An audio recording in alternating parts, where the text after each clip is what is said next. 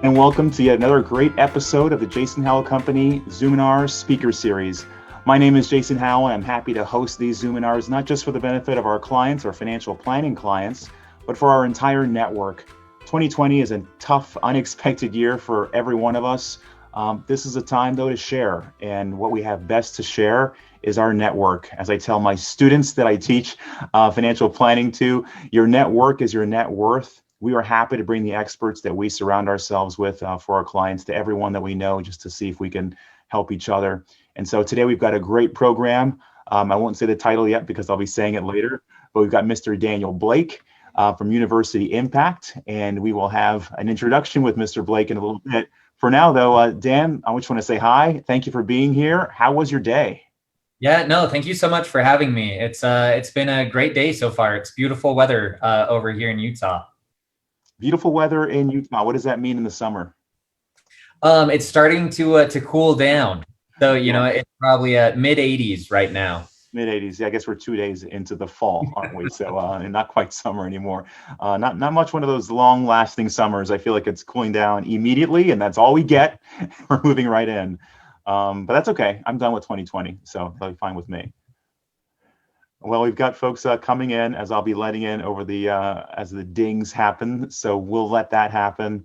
If you have any questions for Dan, you can put them in the chat. Send them out to everyone. I'll read them. Dan will read them. I'll interrupt our questions with your questions so that there's an opportunity for you to be heard since you were kind enough to be on this Zoominar live. With that, I'm going to go ahead and share my screen and we will start our official program here. So once again, welcome everyone. If you came to Impact Investing with donor advised funds, you came to the right Zoominar. Very happy to have Daniel Blake as our guest today with University Impact. We'll find out more about that firm and more about Daniel. He goes by Dan, by the way, in just a minute. But for now, let's just have a word from our sponsor. Jason Howell Company is a family wealth advisory firm. What we do is work with families and clients to ensure that they're doing a couple of things. The best for their families, the best for their communities. We do this with sustainable, responsible investing and proactive philanthropy. Again, this is the kind of year where if you're not thinking about socially responsible stuff and philanthropy, I don't know what's going to change your mind. We're really happy, though, to empower our clients this way, especially for people who are making more money than they thought they ever would, or even inherited more money than they ever thought they would. It's a great opportunity to have this focus and talk with people who can help appropriate those funds in a way that really connects with their values. And with that, today, we've got someone who can help people do that in Daniel Blake at University Impact. For those of you who registered for this, you saw some of his bio earlier. This is not his first rodeo as far as firms that he's been a part of, that he's been a part of doing as a startup. He's done a number of things, including this firm EcoScraps that he sold to Scott's Miracle Grow, a couple of others, some marketing opportunities that he's had with some Fortune 500 firms that he should and ought to be very, very proud of. Brigham Young University grad. I'll let him tell a little bit about why he's an adjunct professor at Brigham Young and maybe a little bit more about economic self-reliance and, of course, University Impact. Please, Daniel. Yeah, absolutely. So, starting with why I'm a professor, it's not a very good secret, but I actually didn't graduate from BYU. I dropped out to start my company, EcoScraps. Wow. Okay. So as a part of that, I've always felt like I needed to go back and finish my education at BYU. But I've just been too busy to take classes. And so as I was looking at this, BYU said, hey, you should come back, not as a student, but as a professor. And so, I figured that's the next best thing. If I, actually can't get my undergraduate degree, at least I can teach some of the undergrad and graduate classes at BYU and help other people get their degrees. I wonder what that's like for the students when you say, hi, everybody, just so you know, I didn't graduate, but happy to be your professor. Of course, you should also back end that with, neither did Michael Dell, neither did Bill Gates, neither did Larry Ellison, and they're all doing okay. Yep. Yeah. It gets really awkward when they're farther along and they have more credits than I do. So Wow. With the underclassmen, it's okay. Now tell us a little bit about, I guess, University Impact, or maybe start with EcoScraps or EcoScraps, however you say it, and University Impact. Yeah, absolutely. So EcoScraps was a company that recycled food waste into lawn and garden products. So a lot of people don't know this, but 50% of all the food that we grow in America ends up in the landfill, which is just it's shocking how wasteful we are. But then if you look at what happens as food rots and all the emissions that it's creating, it's also just creating this really large environmental problem. And so we saw you could recycle it through composting. We grew EcoScraps to be one of the largest food waste recycling companies in the United States, as well as one of the largest organic brands of lawn and garden products in the United States. And then, like it mentions here, that company was acquired by Scott's Miracle-Gro. And what I learned at EcoScraps is really one of the big reasons why I'm at University Impact. Generally, when you think about solving social or environmental problems, you immediately think of charities and nonprofits. What I saw with EcoScraps is business can also be a really good tool for solving some of these complicated social and environmental problems. And one of the great things about business, a for-profit business, it's sustainable as it scales. And so you can take a small solution to a really big problem and create a for-profit business around it. And then as it scales, you have a really large solution to that large problem. And so that's really influenced a lot of my philosophy in how I think about how should we solve these social and environmental problems. And business isn't the solution to everything. There are instances where you do need policy or you do need nonprofits, but there is a role for business to play. And so that's that really led me to University Impact. So University Impact is focused on impact investing. So it's investing in for-profit companies that are solving these social or environmental problems. So we do both debt and equity investing, both here domestically and abroad. Wow. And I think that's one of your unique factors, isn't it? The fact that you not only do it domestically in the United States, but also all over the world. Right. Yep. No, that's terrific. Well, let's get into some of the Q&A and help answer some questions here. There are folks who maybe have never heard of donor advised funds. They maybe never heard of impact investing. They certainly, and in all likelihood, have not heard of early stage impact investing. So let's start with that, Dan. Tell us, what is exactly early stage impact investing? Yeah, absolutely. So a lot of stuff gets grouped in when people talk about impact investing.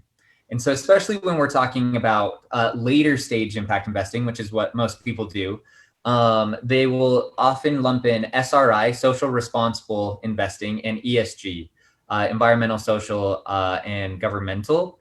And technically, those are not impact investing. Those are both good things. But SRI, it's really a negative screen. You're looking at your portfolio and you're taking everything that's negative out of it. You're taking out tobacco, you're taking out private prisons. But that's really all it is. It is just a negative screen. And then ESG investing, which also gets lumped in with impact investing a lot. That's a score, it's a metric, it's a grading scale for companies to say, how are those companies' initiatives doing with the environment, with social issues, with the governance of the company. And so McDonald's has a really high ESG score. ExxonMobil has a really high ESG score. And when most people think of companies that are solving social problems, they're probably not thinking of McDonald's or ExxonMobil. And so SRI, it's a good tool, but you should understand the limits of it.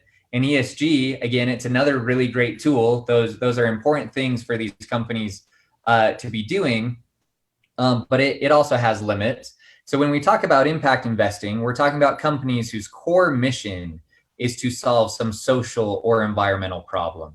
And so then we add on this early stage. And so just like in the life cycle of a traditional company, you have, the founding team, the story of Apple starting in the garage, or, Amazon starting in the garage, and, the late nights, everyone working around the clock, building that early stage company. And then the company slowly grows up, into the behemoth that is now Apple or Amazon. And so that same life cycle happens with impact companies. And so the reason that we focus on early stage impact investing is there's a lack of capital there. There's a lot of fantastic ideas, and there are actually a lot of profitable companies that are just early stage. And for lots of different reasons, most early stage investors, venture capitalists, tend to invest in what they want to be the next Facebook or the next big tech company. And so a lot of these early stage impact companies are just overlooked. And so that, we're wanting to shine a light on them. That's where we want our focus to be. And then, we invest our dollars hoping that they'll double or triple in size. And at that point, they're either self-sustaining or they're at a point where they can go get more traditional investors. And so you kind of provide, like this idea around angel investing for organizations that have some actual special cause, even if even because there are nonprofits, but you find a way to kind of end this around, do the best of what for-profit fundraising does for nonprofits. Exactly. Yep. Terrific. Tell us about how you work with donor advised funds, because that's something separate and distinct, but I think that is somehow embedded into your model somehow. Yeah, absolutely. So really high level. So a donor advised fund, it's a charitable giving vehicle. So you can make a donation into a donor advised fund. You get an immediate tax deduction, and then you really have an indefinite amount of time to then go make those charitable donations to individual charities. One thing that a lot of people don't know is that the IRS also allows for impact investing out of a DAF. So in addition to giving to the local Boys and Girls Club in your community, you can also make an impact investment, whether it's a debt investment or an equity investment. The interesting thing is that all of those returns just go back into the donor advised fund for future giving. So that's high level. That's what a donor advised fund is. And now getting into the question of how do donor advised funds relate to what we're doing with impact investing? So high level, there's $120 billion currently in donor advised funds. 20% of that capital hasn't been touched in over a decade. So you have $25 billion that's been set aside for philanthropic use that's candidly sitting in some mutual fund for the last decade and hasn't been touched. It's out of sight, out of mind. So when we looked at all of the sources of capital, the one that kept on coming up was donor advised funds. They're growing really quickly. Lots of people are putting lots of money into them, but money's not leaving the donor advised fund. And so from a really high level, it's a very underutilized asset class.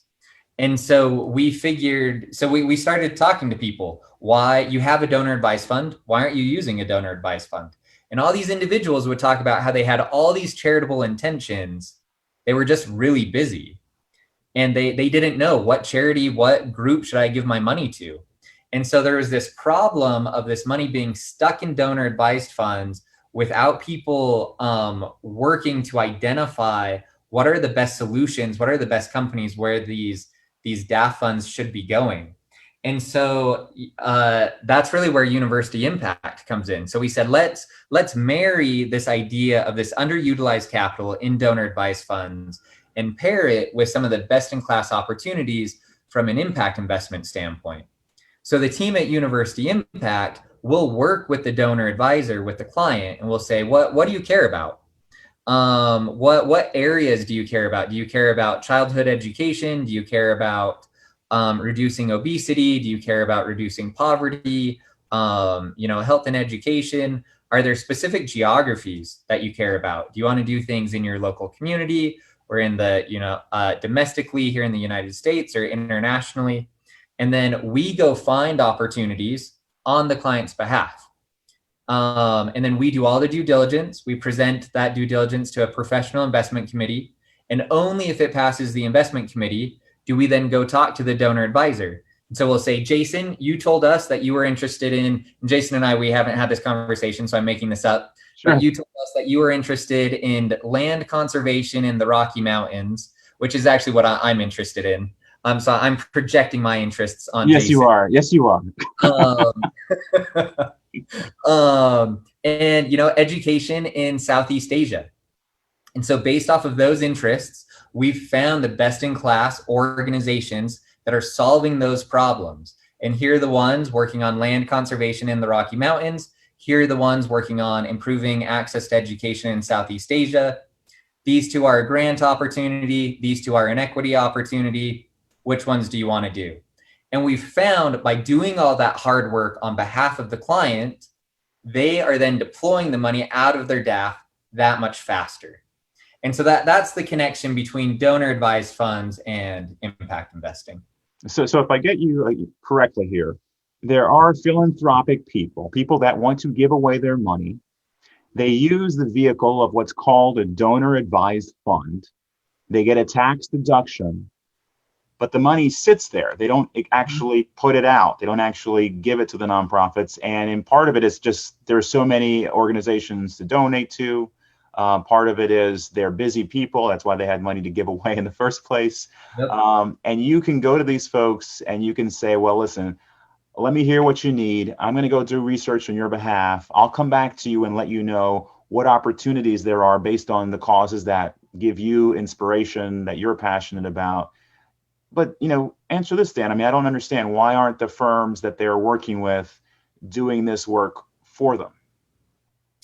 Yeah, no, that's a great question. And that was the first question that we had. Donor advised funds have been around for a really long time. So you have lots of groups. Fidelity Charitable is currently the single largest charity in America now. So that's how popular they have become. That's how much money is in their donor advised funds. Schwab Charitable, I believe they're the third or the fourth largest charity in America now. So yes, lots of players have been in this industry for a really long time. And some of it is just a function of size. They're so large now that they have to manage to the lowest common denominator. And so they've become really restrictive. They've said, even though the IRS allows for all this flexibility, we're going to limit you to only registered nonprofits with the IRS. And again, it's not because they have bad intentions or anything. They're just massive organizations. And so they have to manage to the lowest common denominator. And so at University Impact, we have the benefit of being a smaller organization. We can offer a more bespoke offering.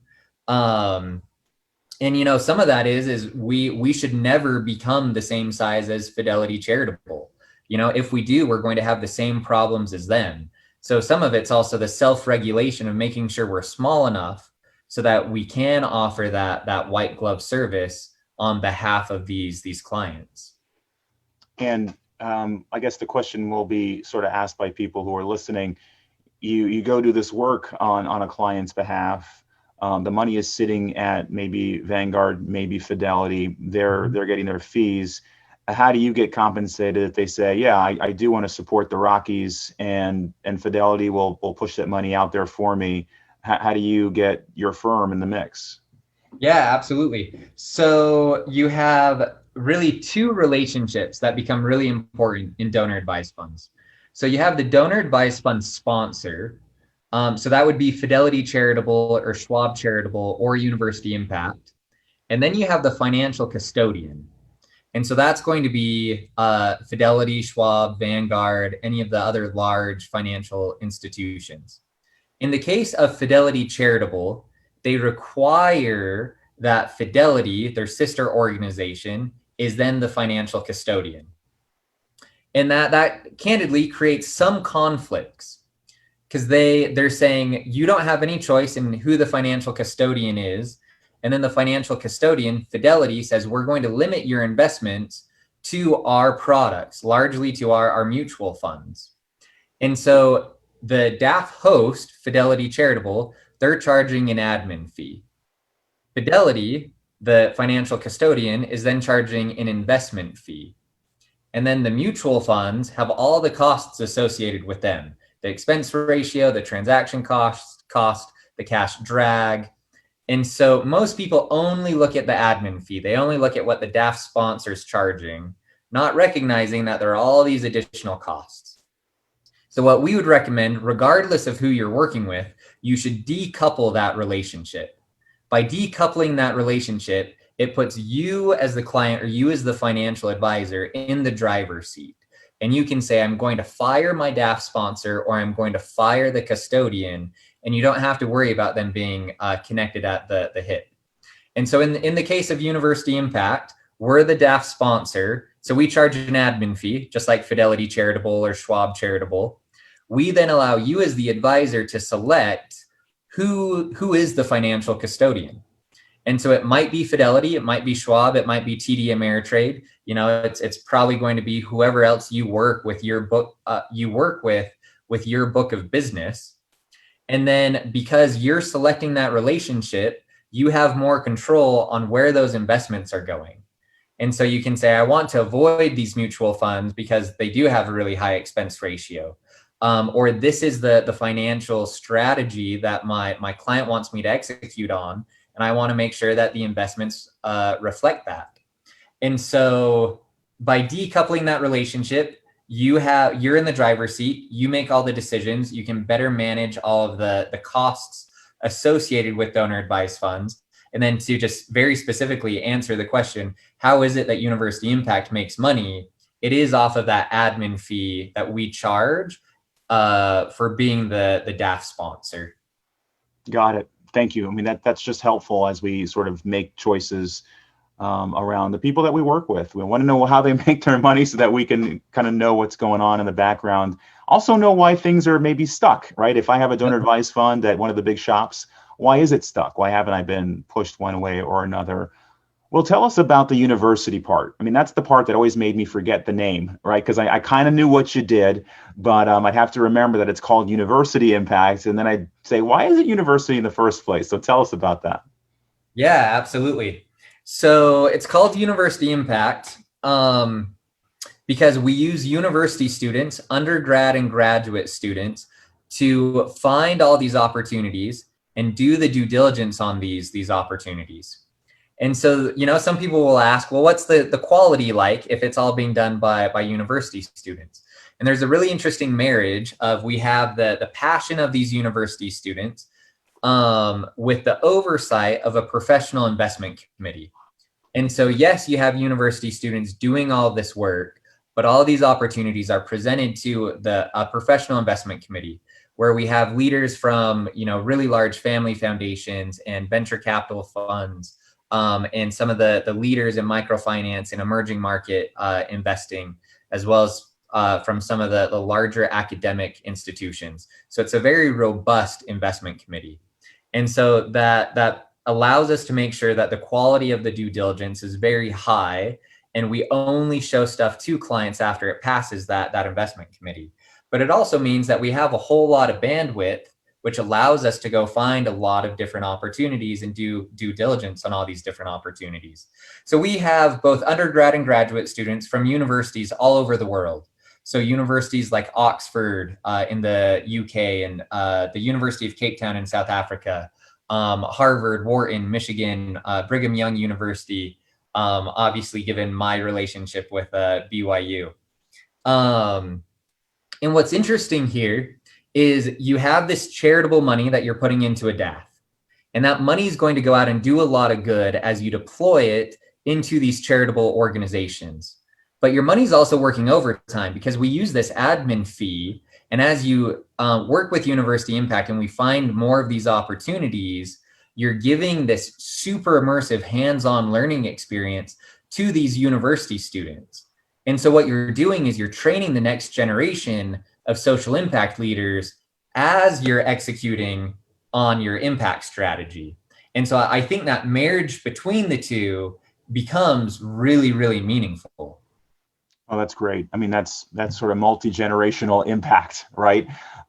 Which is exciting. I did get a question in the chat. I'll just read it to you.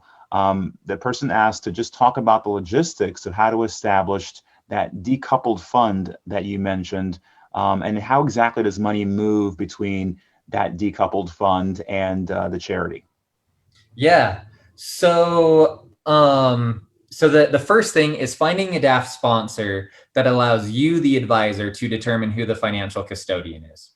So University Impact is a good example. The American Endowment Foundation is also a really great DAF DAF sponsor, and impact assets would kind of be the third. So those would be three that I'd look at. And then the first step is going to be setting up a DAF account. And so in the case of University Impact, it's ui.daf.org. And it's called a triple DAF because you get your tax deduction, you create a personalized impact strategy that we execute on, and then you're training the next generation of social impact leaders. So ui.daf.org. And there you'll see a button that says create account. And it takes about 10 minutes to create your donor advised fund account. And that's pretty similar regardless of who you're working with. So in that setup process, we ask you to identify who do you want the financial custodian to be? Do you want it to be Fidelity or TD Ameritrade? Once we get that information on the back end, we then go in the case, we'll use TD as an example. We would then create a specific sub account at TD Ameritrade specific to that DAF, and we'd list you as the advisor on that account. And when so you say you, do you mean me as a financial advisor or me as a client? So the client would be the donor advisor so the owner of the account is University Impact. Okay. The client is like the primary contact, and then the financial advisor would be the advisor on the account. Okay. So you have three people now that have eyes on this account: University Impact, the client, and the financial advisor. And so University Impact, we then work with the advisor to say, what's the giving timeline for this individual? Based off of that, what investments should be made? We want to make sure that the investing strategy aligns with the giving strategy. And then whenever the client wants to make a deployment, we'd work with you as the advisor to liquidate funds and then send that off to, whether it's the Boys and Girls Club or, some investment opportunity. Got it. And if there's a follow-up question, I'll let you know, Dan. Where are you seeing the greatest impact today? A lot of causes around the world. Yeah.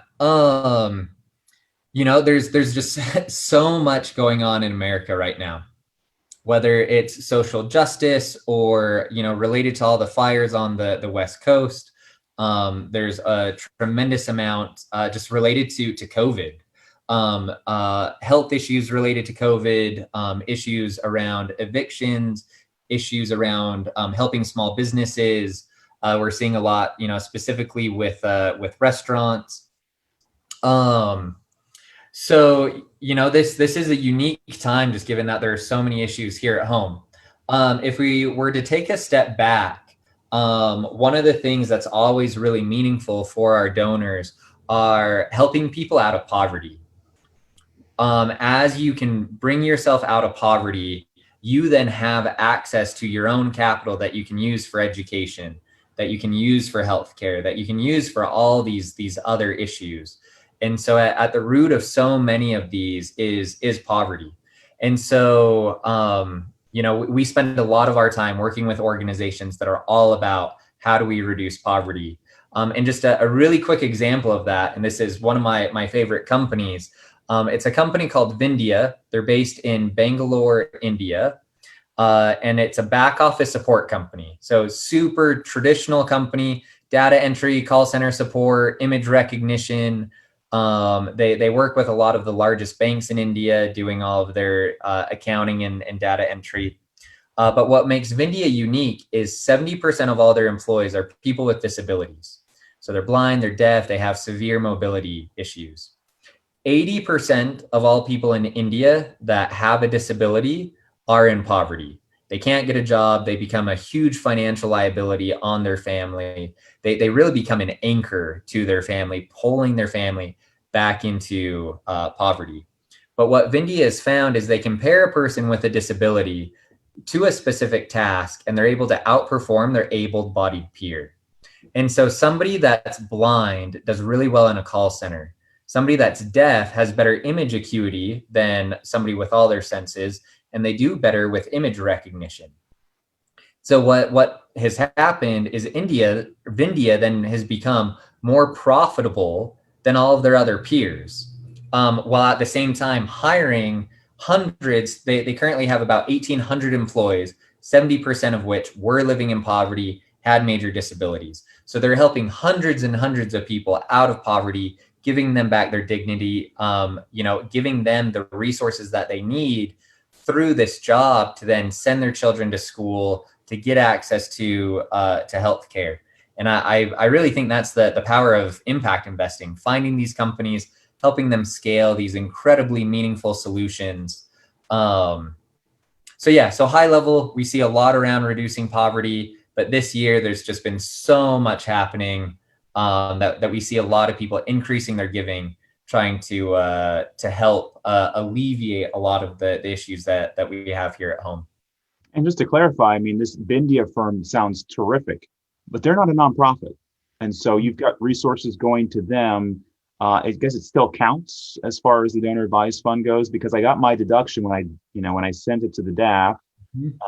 But then that money can be repurposed to this firm like a Bindia. That's a for-profit firm. Yeah, exactly. So they're a for-profit firm. And so what we're looking at with Vindia, they currently have, say, $500,000 in debt from 16 different lenders that they had to cobble together. And so it's consolidating that debt and refinancing it at a lower rate. So it's a debt investment into a for-profit company. And it absolutely does qualify because it's helping bring people out of poverty. The unique thing about it is any of the returns from that debt investment go back into the donor advised fund for future giving. And so the thing that we have to be careful of with these impact investments is just making sure that none of the returns go back to benefit the client in a financial way. The only thing that can happen with the returns is that they go back into the DAF for future giving, which is really interesting from a legacy building perspective. Yeah, I mean, that's your triple threat, right? Because you're also getting more employees into this organization. We might be tripping into quadruple here in a bit here with University Impact. Well, we've just got a little bit of time left, so let's see if we can knock out a couple of these questions. I mean, basic question, when, how is a good time to get involved in starting a DAF fund, as it were? I mean, for example, an organization like yours, do you have a minimum, and is that typical of the Vanguards and the Fidelities? Yeah, great question. So you can both create new donor advised funds, and you can also transfer donor advised funds. And so you could transfer a fund from Fidelity to Schwab, or from Fidelity to University Impact, or from University Impact back to Fidelity. So if you already have clients that have donor advised funds, but they feel like they're not getting everything out of it that they want, it is worth looking at transferring and finding a new DAF host. Or if you have a client that has a large liquidity event or unexpected income, or whatever the case may be, any time is a good time to start a donor advised fund. Often the conversation happens when we talk about taxes, but it's really important to remember that this isn't just a tax tool. Yes, it helps you with a tax deduction, but this is really a giving tool. And so, taxes happen once a year, but people have their philanthropic interests year round. And so there's not really a bad time to bring up, what are your philanthropic goals? And is there a more tax advantageous way of accomplishing that? And that's probably through a donor advised fund. So then getting to your question about minimums. So at University Impact, we don't have a minimum.